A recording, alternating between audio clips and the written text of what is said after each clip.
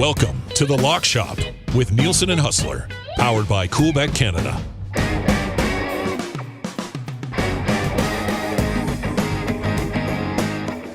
Happy Friday, everyone, and welcome to another episode of The Lock Shop. Nielsen and Hustler back with you once again. Thank you very much for being here. As always, The Lock Shop each and pretty much every day right now, brought to you by our partners at Coolbet. Sign up for an account today, coolbet.com. Use the code LOCKSHOP, all one word, when you sign up, and you will get a 100% deposit bonus on your initial deposit up to $200. Huss, is that a green screen behind you, or are you actually at a hockey rink? I am at a rink. We are ready to drop the puck on the Winnipeg Jets season tonight. And we're going to be firing up. Remus is here. We've got the big setup. And we're going to be doing our show. My goodness. So Remus is here. The brains of the operation is absolutely here. Believe me, I would not be able to have all of this set up the way that it is without the CTO in effect. So, it's going to be real fun. We'll be live in an hour on our YouTube channel. If you haven't checked it out before, folks, look for Winnipeg Sports Talk. Hit us up with the a sub if you wouldn't mind. Monday to Friday daily, 1 o'clock Central Time, basically the hour after we get going more often than not with the Lock Shop. And it's going to be awesome. Your friend Sarah Orleski, who, of course, is now I miss Sarah. part of the gang here in Winnipeg. She'll be jumping on with us, Ken Weeb, and we'll get ready for tonight's Jets home opener. Bizarre NHL scheduling, and I think we may have touched on this yesterday, but this is the Jets home opener. They are playing the New York Rangers, who are 2-0, have looked great so far, but the Rangers are playing back-to-back games and their third game in 4 nights, while the Jets have been waiting to start the season. So very interesting start, and I may as well plug right off the top for the Jet fans out there. We got a nice little Coolbet exclusive already set up. We're going to ride with the home team tonight, taking advantage of the schedule for the Rangers. Jets to win, Kyle Connor to score a goal, and Connor Hellebuck, and Rangers under 3.5 goals. They dropped 7 on the Wild last night. I'm confident that they left most of the goals in the Twin Cities.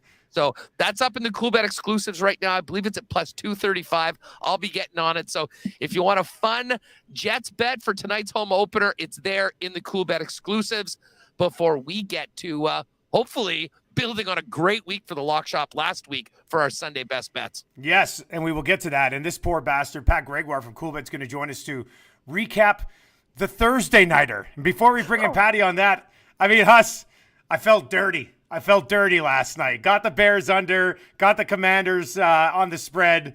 But overall, I mean, we almost jinxed it. I mean, that was not a good football game either. We're like, there's no way it could be worse than last week's.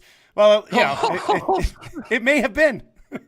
The entire broadcast was just hilarious. I mean, Richard Sherman going after, what are you guys looking for tonight? How about a touchdown? And through the first half, I mean, it looked like that might never happen. I still maintain I was on the right side of that game with the Bears.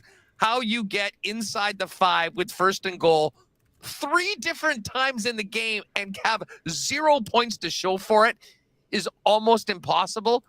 But the Bears managed to find a way last night. And listen, there were some really good parts from Justin Fields, but man, they just were not able to make big plays. And listen, some of it's on Fields too. Eberflus had a couple nice plays run out in the red zone. There was a horrible overthrow on what was a sure touchdown. And then they couldn't get 1 yard when they needed it. I personally would have just snuck it. Obviously, I'm a guy with the Fields anytime touchdown bet as well. But anyways, forgettable night, forgettable game.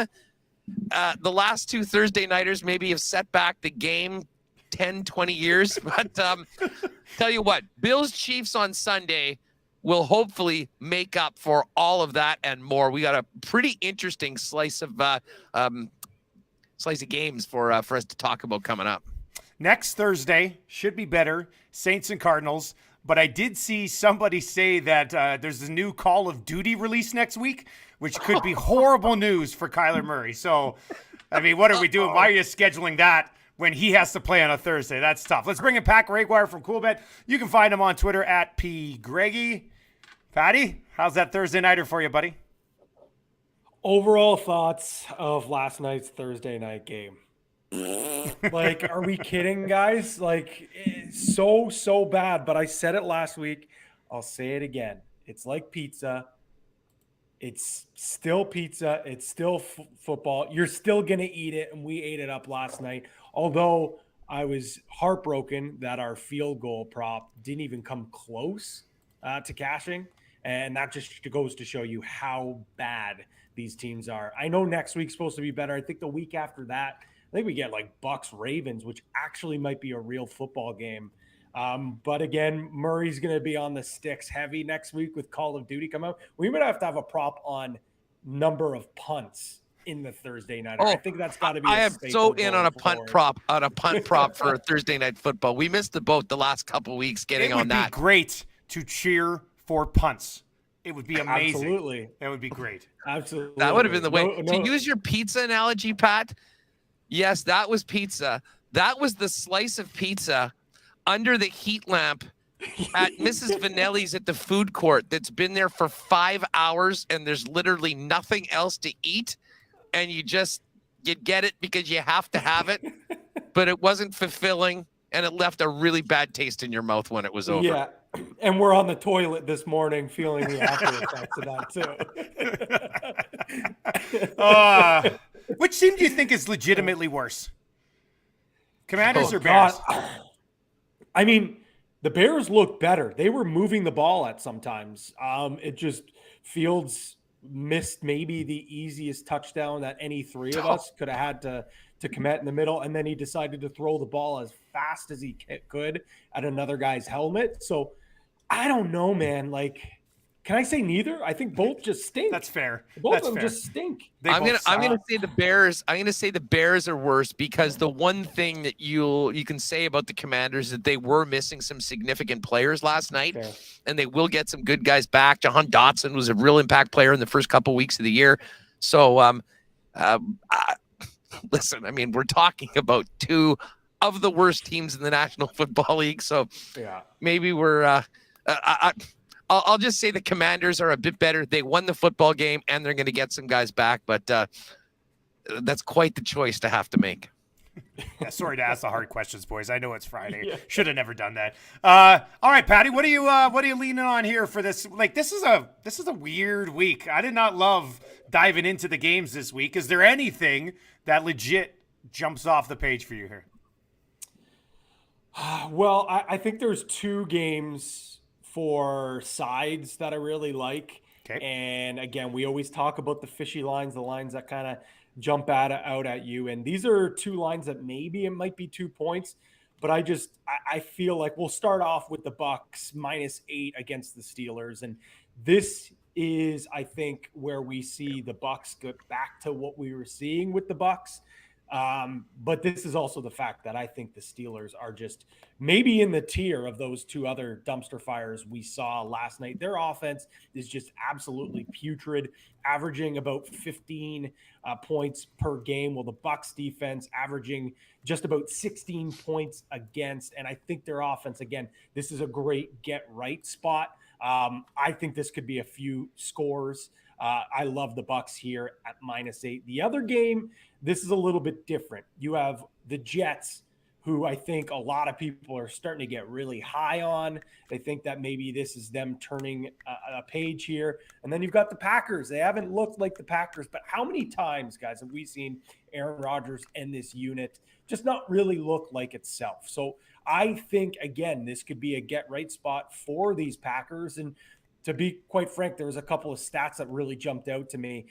In the regular season under Matt LaFleur, the Packers are 9-0 against the spread and straight up, and 8 of those wins have been double-digit victories. So after a loss under Matt LaFleur, these guys come back and they come out with a big win. So I think we see that again with the Packers. I just really, really, really think that maybe this isn't that Green Bay team that we've seen in years past, but man, I don't know. I've doubted Rodgers before. I've doubted LaFleur. I've doubted just saying they don't have enough. I think this is a spot where the Jets come back to reality and the Packers start to look like the Packers again.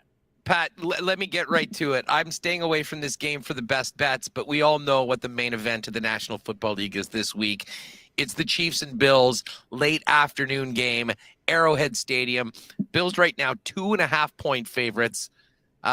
what do you think about this game? How's the Mafia feeling going into Arrowhead, where they did win? I mean, they beat the Chiefs in the regular season, and then we all remember 13 seconds in the way the playoff game ended.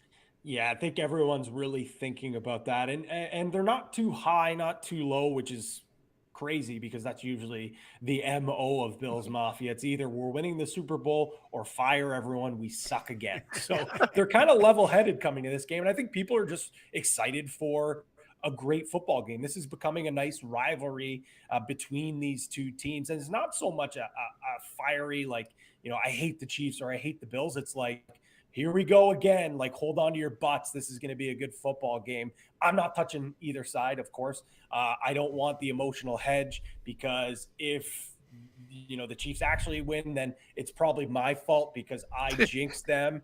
And if I bet on the Bills and the Chiefs win and cover, then I'm double sad and I'm not feeling great. So what I'm going to do, I'm hammering the over. 54 points. I know that's a lot of points. I could see this being a 40-something to like high 30s. And the overs hit 5 of the last 6 times these two teams have met. I think we are on display for a game of the year. Maybe not as epic and come down to the last 13 seconds like we saw in that playoff game, but I think we're in for something special between not just these two teams, but the two quarterbacks. I think they want to show up here. Huss, let me ask you, how could this not end up being game of the year material? Like what could stop it from happening? Because I just don't see it. What could stop it? One of the two quarterbacks getting injured in the first quarter. Yeah, that's it. That's about it. Other than that, you've got two teams that know each other well, that have played epic games against each other. And let's face it, I think everyone expects these to be the two teams that are jockeying for first place in the AFC. I think both with that one loss on their record so far, a win head-to-head and having the tiebreaker, this game could definitely could determine who gets that bye in the first round now with 7 playoff teams and only the first seed getting a bye.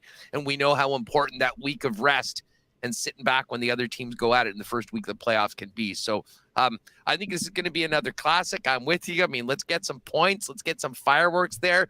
Let's make up for the last 2 Thursday nighters that we just spoke about.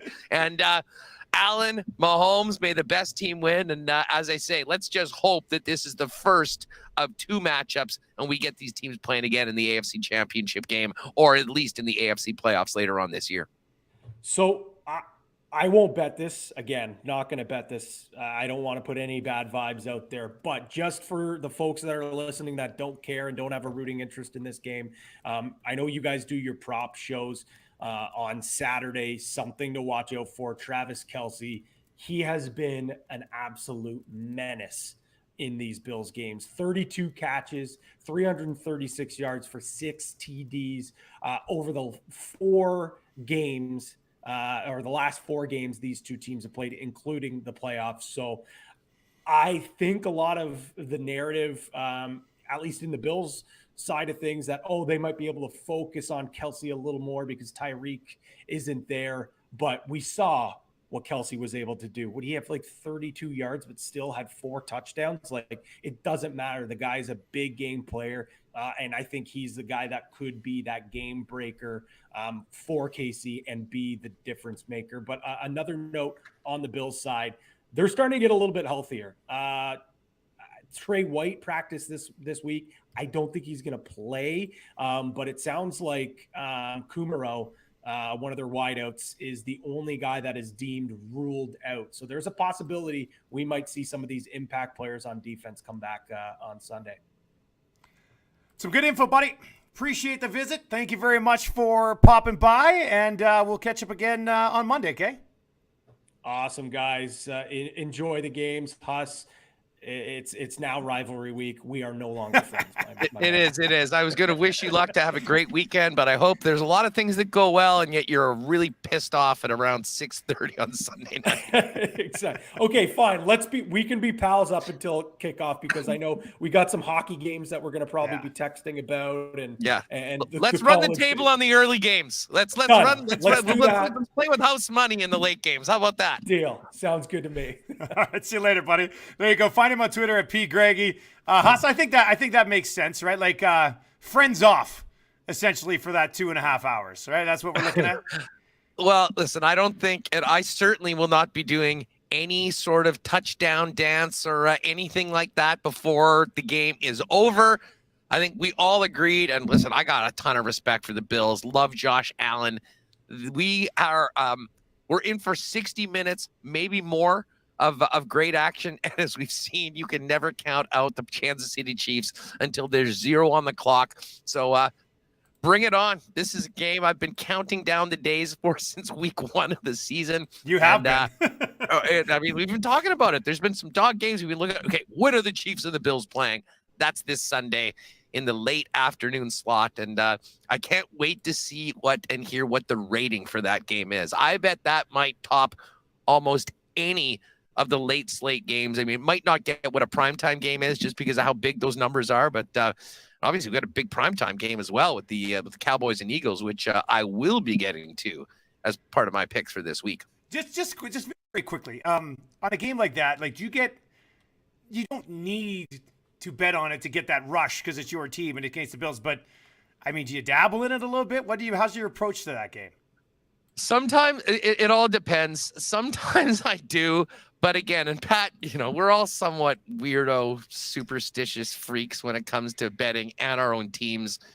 And I found that I've done much better laying off those games. And sometimes, the odd time the Chiefs are in, I will probably look at a few props for the game. And I might lay a Chiefs money line bet, a small money line bet just for fun. But this is, as much as we love betting on all the games and putting it in parlays and all that stuff, this is going to be one where even if there was absolutely no skin in the game, this is, from a fan's perspective, the one that we've all been waiting for. All right, let's get into our week 6 best bets. Huss, 4-0 last week, 13-7 on the year. I scraped out at 2-2, which I'll take. Don't want to be 1-3. Don't want to be 0-4. So I'm sitting at 10-10 right now. Huss, take us through your picks there. All right. Well, you know what? We'll start off with this Cleveland game, and I know you're in on it. Well, I'll be honest. I was really impressed with what Zappe did in the New England Patriots. But I just part of me thinks that the Cleveland Browns cannot be as incompetent stopping the run as they've seemed the last few weeks. You'd have to think that there will be some improvements when it comes in. They're going to have to do it because I think Zappe's proved that he's competent. And now we got Ramondre Stevenson starting to roll right now. And for everyone that, held off maybe the extra couple bucks to get him in their fantasy option or thought that they'd wait later on, probably regretting it right now because he looks like a horse. But to me, I think the dog pound is going to be wild for that game. I think the young rookie quarterback is going to have to really deal with what it's like to be a road quarterback against a great fan base. And, the New England Patriots are going to have to handle Nick Chubb and Kareem Hunt. And you know what? Jacoby Brissett knows a thing or two about the Pats as well from his time there. So, listen, I think this is going to be a close game, but I just have a feeling that Cleveland, they had no business losing to Atlanta. Obviously, the game last week, they got to get right with this game. Their record should be much better than what it is. And you know what? I think they can get back one against New England Patriots. And I think maybe some people, because of how thoroughly the Patriots handled Detroit, who had been a scoring machine up until that point. And who knows, maybe this will blow up on us. But I right from the start of the week, I like Cleveland as long as the number is less than 3. So I will be taking the Browns. Now, this next game, the Atlanta Falcons have been the darlings of everybody betting the spread so far. Falcons are 5-0 against the number so far this season and have had a heck of a lot of success, running the football themselves. To me, that streak comes to an end this week. The San Francisco 49ers are rolling right now. And this is like the Niners teams we've seen, in the last couple of years under Jimmy Garoppolo. Not needing Jimmy to do too many things. Kyle Shanahan figuring out a way to get the football in the hands of his playmakers and letting them do the rest. My guy, Jeff Wilson, waiver wire pickup of the year, monster game last week. He's getting close to 20 touches. And then you add in Tevin Coleman, who didn't see the ball a ton, but got into the end zone twice this year. Even without Elijah Mitchell, I like where their backfield is at. And now we're starting to get more Debo time right now. And listen, they ran away with it against the Carolina Panthers this last week. They're staying out east. Now they're going to the Mercedes-Benz Dome in Atlanta to take on the Falcons. And when I think about what the Browns and Nick Chubb were able to do against the run defense of Atlanta, I think this game is just made for San Francisco to, essentially do similar things to what they did to the Carolina Panthers last week. Jimmy G's not going to need to do anything special. I think they can get up early. And the thing that maybe separates this from many of the other games where Atlanta's been tight, I don't think that San Francisco defense allows them back in the second half to backdoor like they've done on a couple times so far this season. So give me the 5.5. I'll lay the 5.5 with the San Francisco 49ers against the Atlanta Falcons. Moving on, and this is a game I loved early on. We talked about it earlier this week when we were doing the fantasy football extravaganza, is Cincy at New Orleans. And I'll be honest, this is a straight-up narrative pick from yours truly. I do think that the defense that Dennis Allen sets up is something that has been a real challenge for the Bengals in the past. But let's face it, after that loss to the Ravens last week, the way it happened, and listen, I was all pumped the way the game ended because they covered the number, but they still lost the game. They started off 0-2. I mean, getting to 2-4, a 2-4 start in the AFC, not a good place to be with how good the quality of teams are in that in that conference. So, and then the other part, and this is the narrative thing, this is the homecoming for LSU legends, Joe Burrow and Jamar Chase. And listen, I'm expecting Joe Burrow to be that guy that we saw do so many special things last year, getting them to the Super Bowl. And he's a big player in big games. And I think for those two guys in particular, the most important players on their team, I don't think there's a bigger game this season outside of, those head-to-head divisional matchups. So laying 2 on the road, honestly, I think this game should probably be more like a pick 'em. But I'm going to hold my nose and still lay the 2 points for Cincinnati to win what might be a very close game in a game that they absolutely have to have. So give me the LSU guys going back to Louisiana for a big game. I will take Cincinnati -2. And then the final game, primetime game, going to be awesome. Dallas and Philly.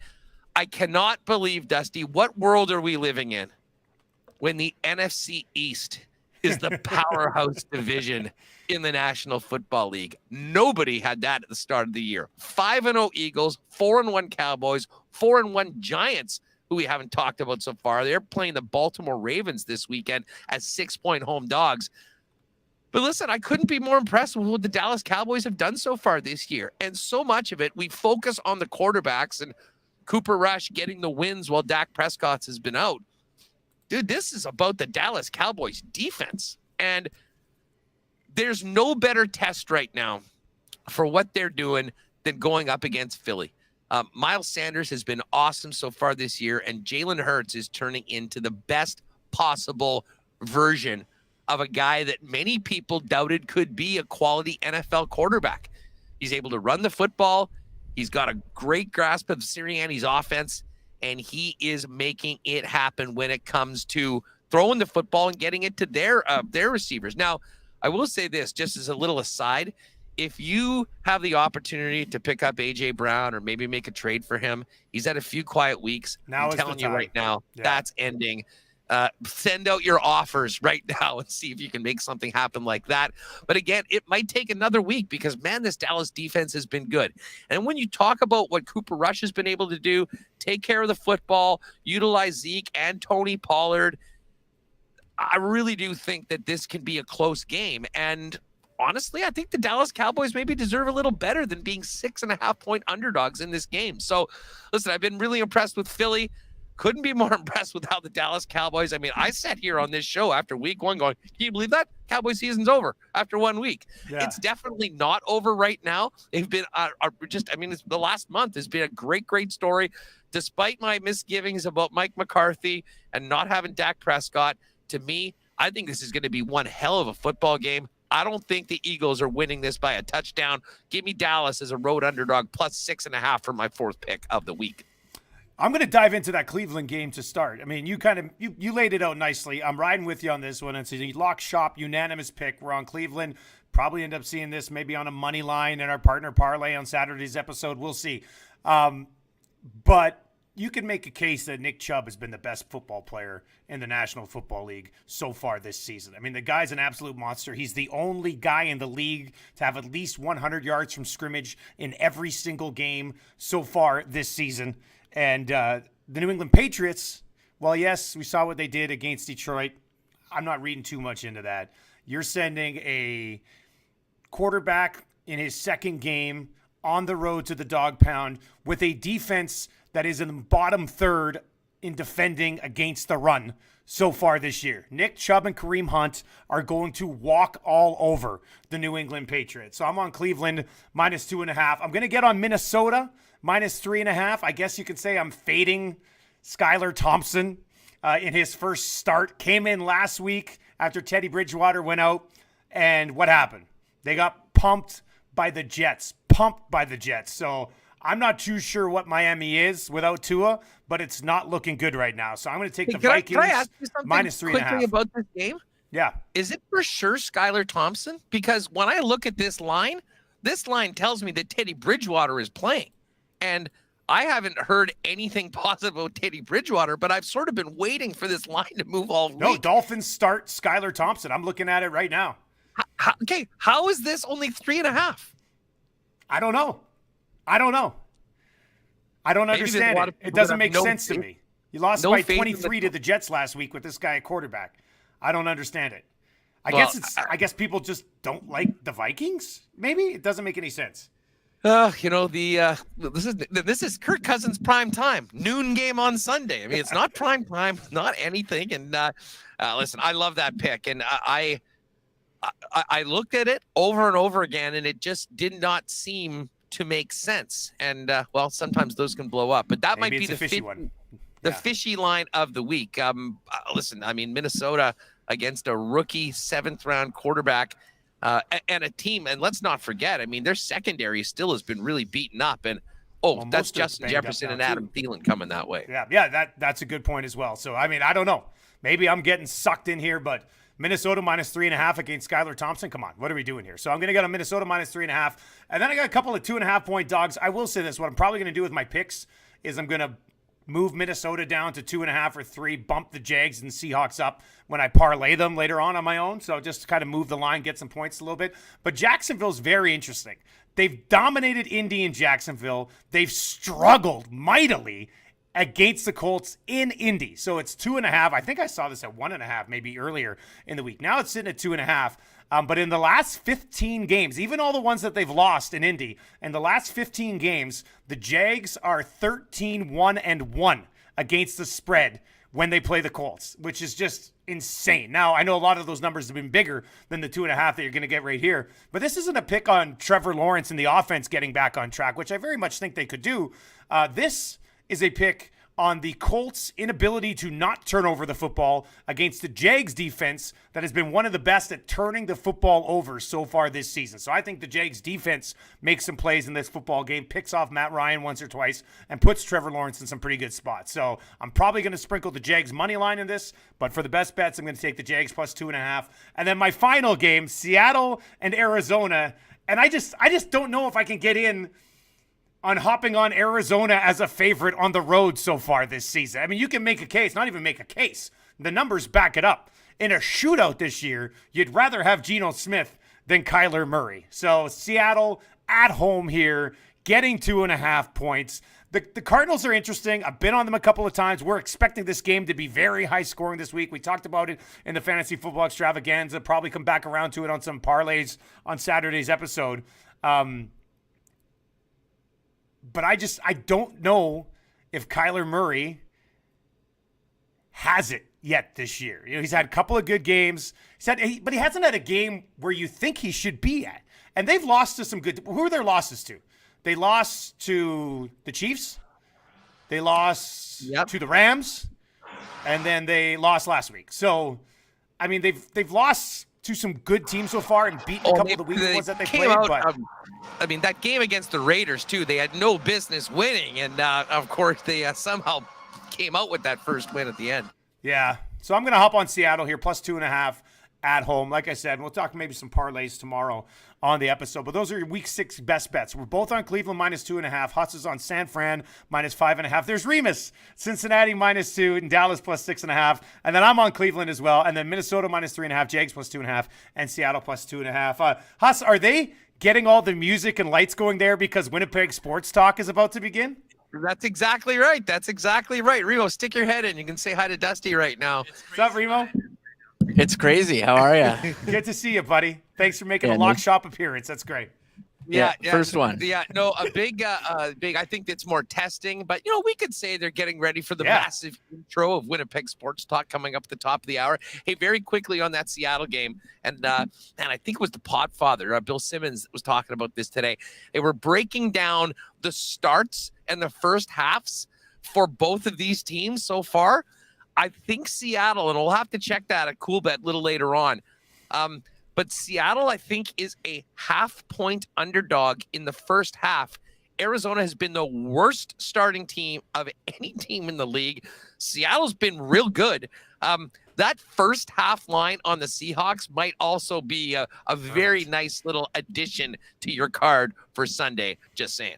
That's certainly something we can get into tomorrow. We'll be on around the same time with our props and parlay Saturday episode, and we'll give you a bunch more to get down there. But that's going to do it for our week 6 best bets. Huss sitting at 13-7. Buddy, imagine if you roll a 4-0 out there again, and you're sitting at 17-7 come Sunday night. I would love that. I would absolutely love that. Listen, it all fell my way last week. Hopefully we can keep it going, but I am looking forward to hooking up again tomorrow for real interesting, maybe some adjusting a few lines, put a couple parlays together, and our Lock Shop partner parlay is 3 for 5 so far. We hit a +465, a +440, and a +265. So we'll have to put our brains together and hopefully crank out another winner that will drop tomorrow on the Lock Shop. And we will talk to you then. Have a good day, buddy. We'll talk to you tomorrow.